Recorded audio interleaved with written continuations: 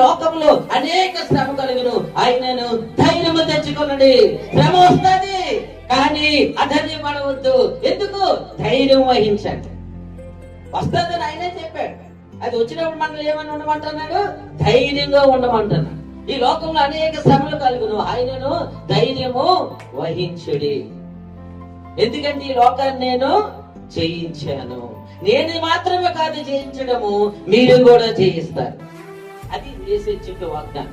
నా యందు మీకు సమాధానము కలుగునట్లు. అంటే ప్రియమైన దేవుని బిడ్డలారా, ఎప్పుడైతే ఈ లోకంలో శ్రమ వస్తుందో ఆ శ్రమలో ఏమైపోతుంటే మనం సమాధానం కోల్పోతాం. ఎవరితోనో కోల్పోవడం పక్కన పెట్టేస్తే దేవుడితోనే కోల్పోతాం. అయితే దేవుడు ఏమంటున్నాడంటే, ఈ శ్రమ వచ్చేటప్పుడు మీరు నాతో సమాధానంగానే ఉండాలి, నాతో సమాధానం కోల్పోకూడదు.